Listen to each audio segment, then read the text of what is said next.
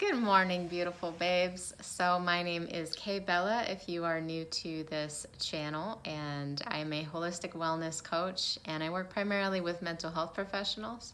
I actually used to be one of them, but now work primarily as a coach. And I notice so many people that when I'm trying to communicate with them about how to advocate for their needs, they really are at a loss. And it's interesting because we are so good at advocating for other people's needs. We're so good at helping others and leading them and helping them to learn more about themselves. But we can really struggle with actually doing that for ourselves. And we feel like we need to be strong and we need to put up this strong front. And so even though we recognize that we have needs, maybe we haven't been being very vocal about them, and so our spouse doesn't realize that there's even a problem. Or we may just be holding so much in, and we may be trying to be strong, or maybe we feel like they won't understand, or they'll see us as weak or not able to handle it. And so we hold a lot in, and that can be really, really hard on those of us who we help so many others, and we need to make sure we're taking care of ourselves. So I want to dedicate this video today to helping you, to empowering you, and helping you to effectively communicate your needs with your spouse when you realize that you need support and it's time for you to get help.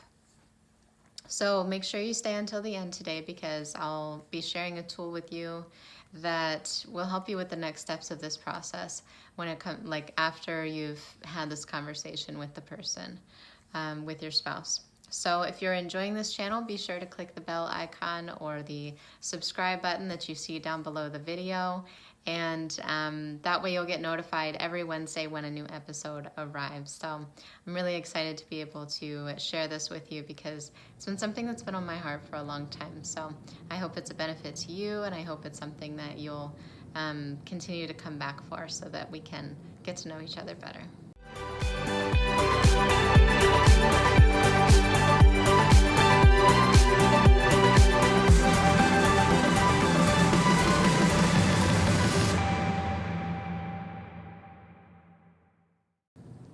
So I will state a disclaimer here, because as with many things, I can share a video about them, but there's also going to be so much depth below it that it's really something that can also be more dived into more deeply in a conversation. And so while I'm going to share some bullet points and some kind of I would say like a template, and I'm going to give you some questions that are going to help you to draw your own conclusions, but also understand that I'm not promising this as a one-size-fits-all approach and like, oh, it's the only thing you ever need to do to have a conversation with them. You know, I understand there are different factors in different relationships, so please use this for what it's worth, but also if you're looking for something deeper, that would be an individual conversation. So today, let's go ahead and dive into how to have those tough conversations and learn exactly what you need to say and how to follow through with them. So first off is to identify your need. What do you need? That's the big question. So you know that you're struggling right now. You know that maybe you're feeling guilty, maybe you're feeling resentful or angry or overwhelmed or just overextended. So you're identifying that as the issue, or what, like, I guess you could say the evidence of the issue. But what is it that you more specifically need? Is it that you need accountability? Is it that you need a mentor? Maybe a few systems or guidelines, some system to follow that can really just like lay it all out for you? Do you need community? What is it that you're looking for? And that's going to help you to really set the foundation when it comes to that conversation, and be able to say, look, this is my need, this is why I need it, and this is what I want to do about it, and this is where I want to go for help. And that's really going to be able to help your spouse to clearly understand and identify why this is so important to you and why this is such an urgent issue for you. Next, once you've clearly identified your intentions and you've said, okay, this is what I want to talk to them about. This is before the conversation. This is what I want to talk to them about. Next, you need to identify the timing of that conversation. And so, while this may seem overly simplistic, and I hope that all of us do this naturally, I also realized that I was not really in tune with this before. And it struck me in a conversation I was having with my husband where he said, yeah, anytime you try to have a conversation with me late at night, I don't hear anything. You know, he's had such a long day at work. If I try to speak to him when he comes home at 9 o'clock at night and he's tired and stressed, I cannot bring up a big topic. That was usually when we were fighting. That was usually when we were having problems or issues. And whenever I was like trying to have a conversation with him then.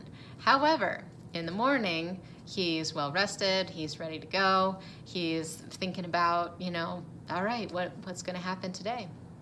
So that became a better time to have a conversation with him.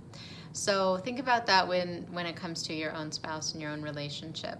What is going to be the best time to have that conversation where it's going to be the least stressful and they're going to be most receptive and at ease, maybe a little bit more open-minded than they would be if they were really stressed and tired. So pay attention to the timing of that conversation. And then a lot of people ask me, how do I say it though? You know, like this is what I want, but they're open with me, but they don't know how to say that to their spouse. Many of us don't want to burden our spouses. We don't want to tell them, you know, I'm having suicidal thoughts, or I'm really tired and overwhelmed. I just can't keep doing this anymore. And we need to get real about that. And so many times the answer is just being honest, because many of our spouses, they care about us. They love us, right? You know, they are our spouse. We chose them. We chose to live with them, to be with them. And instead, we are closing them off to letting them know what we're really going through. And while we may not want to burden them, in many ways, you're burdening the relationship. You're causing more trouble and more strain than there needs to be, because you can get that help. You can put yourself out there and just be honest with them and say, look, I know I put on a strong front. I know I appear to have it going well, and I do love my job. You know, many of us love our jobs, but at the same time, I also need help and support, and I'm not getting that right now. I need something more, and this is specifically what I need. So that's where the clarity comes in. So I find so many times just being honest about that is really helpful. Now this next one is a section that a lot of people maybe they know that it's going to come up, but they don't know how they're going to respond to it. And so before you enter into a conversation, I always tell people to prepare for the objections. And so I say, okay, so you're going to say this to your spouse. This is what you want to talk to them about, and this is, you know, what you're saying that you need. So what are their objections going to be? What are they most going to bring up? What's going to be the first thing at the forefront of their mind? And many of the times it's money, because we don't like to spend money or invest in mental health or physical health and those kind of things. We're like, oh, it's fine, it's okay, you know, oh, there's a leak in the roof. We definitely need to fix that. But when there's a leak in your brain or your heart or your body, we don't take that same precaution. And so definitely come up with ideas as far as being prepared for what they're going to object with. What are their questions going to be? What are their concerns going to be? And how do they best respond to you bringing it up? So some spouses, it's facts and figures, and it's like, this is how much it costs, this is what we're going to do, and these are the mile markers. You know, they want to know the specifics. And then others, they want to know the big picture. They want to know the quality of the program or of the assistance that you're getting. They want to know the specific person. So whatever it is, you know, have them be prepared for how they're going to object, or at least questions that they're going to have. Maybe not even objections, but questions that they're going to have, and how you'll respond to them.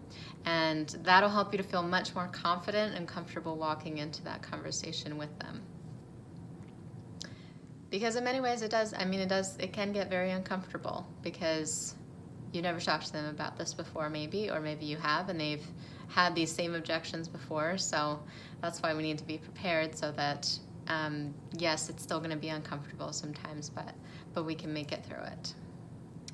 So a lot of times we also do role play conversations. So if you get on a call with me, that's something that we can definitely knock out, because those tough call conversations, it's good to have somebody who can kind of bounce ideas back and forth, and I can definitely give you ideas, or help to give you ideas that then you can say, oh yeah, that actually reminds me, this works well with him or her, and this is what's going to work best for us. So ideas, questions, things like that will help you to clarify how you're going to have that tough conversation. And the final point that I really want to talk about is the fact that we need to expect that this is going to be uncomfortable. Expect that you may feel like shit.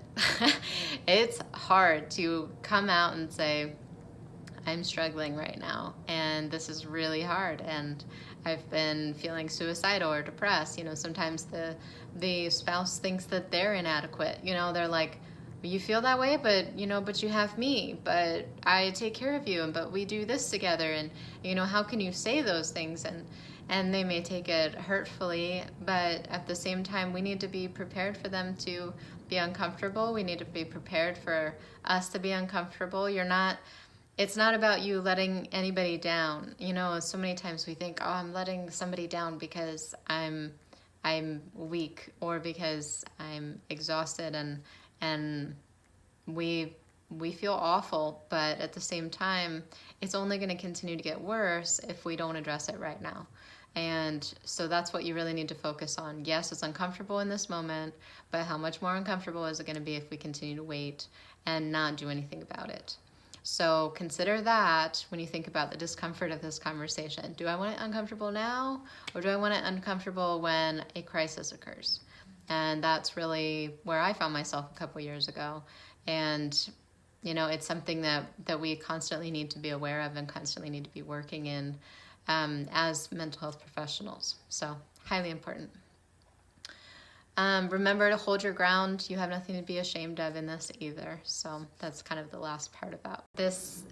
Is something that can be scary, but it can also be really liberating, because finally we are releasing that silent depression. We are saying, no more. I am not going to be silently in depression, or silently holding myself back from being authentic and true to the people who love me the most. And when you're in those kind of relationships, and then you can say, look, I know, we are so close, and we are so connected, and trying to communicate with them how you're feeling and your needs at that time. It can be really hard, but at the same time, it's going to liberate you and free you, and you're going to be so excited once it's all done.